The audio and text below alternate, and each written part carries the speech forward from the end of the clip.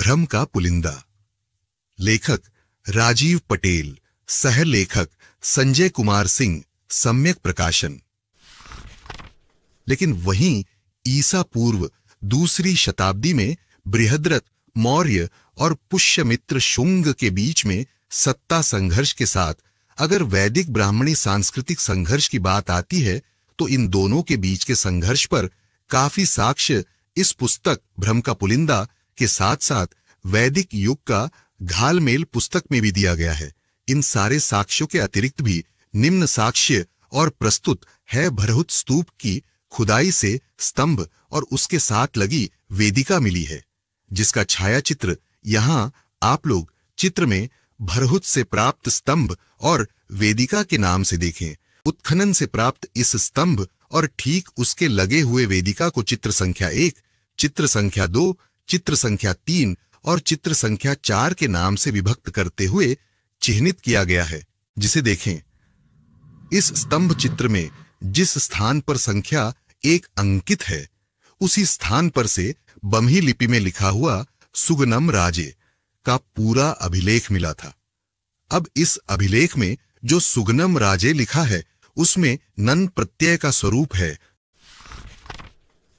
जो पाली विभक्ति अनुसार छठी विभक्ति के बहुवचन स्वरूप का होता है, जिस नन का प्रयोग मूल धातु के साथ का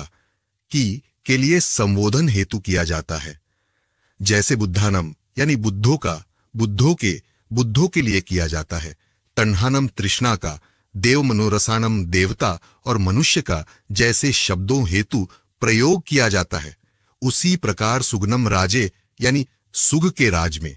पाली में सुग लिखा जाता है और इसी सुग को संस्कारित करके हिंदी या संस्कृत में लिखेंगे तो उसे शुंग लिखा जाता है। अब यहां ध्यान दें कि भरहुत से मिले इस स्तंभ अभिलेख पर संपूर्ण वाक्य लिखा है।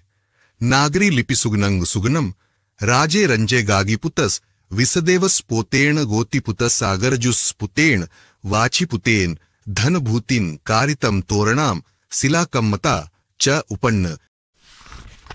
जिसका हिंदी भाषा में अनुवाद सुगनम यानी सुग के राज में गार्गी पुत्र तथा राजा विश्वदेव के पौत्र, गोप्ति पुत्र तथा अंगारद्युत का पुत्र, वात्सय वंश का पुत्र धनभूति के द्वारा यह तोरण द्वार निर्मित किया गया। उससे आध्यात्मिक पुण्य की उपलब्धि हुई। अब यहां एक बात की ओर और ध्यान देना जरूरी हो जाता है कि निश्चित एजेंडा के तहत लेखन करने वाले ब्रह्मवंशी समुदाय के